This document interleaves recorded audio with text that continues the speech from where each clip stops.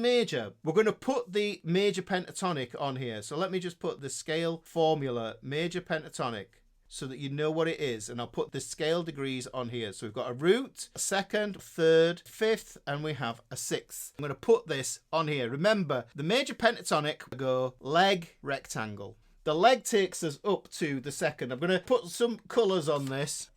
We put the second on, we need to put the third on. Now, we already have the third here, which is interesting because we can leverage that if we want, but we're going to put it just here.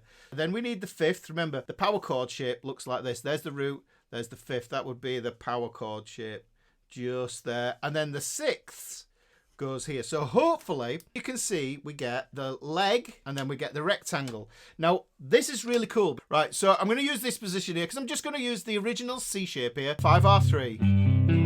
Now what I do is if I use this root, because I know this goes 5R3, guys. This is why these second inversions are so cool. 5R3. From the root,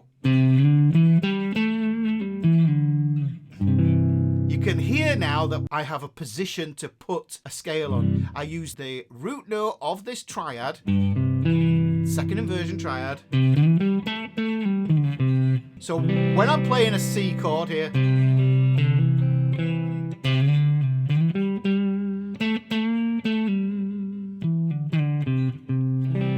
I can then launch from a chord and I have another place to do it. I'm not going like this. I'm not thinking, all right, I'm in C here. So now I have to move up to box one or somewhere else. I'm in the vicinity because I have a note. This is the common note between the triad and the pentatonic shape. So that's what we need to happen. And here's the cool thing, guys. I think to myself, right, well, it's in E flat. Somebody says, oh, you're soloing in E flat. Okay, fifth, root, third. There's the root.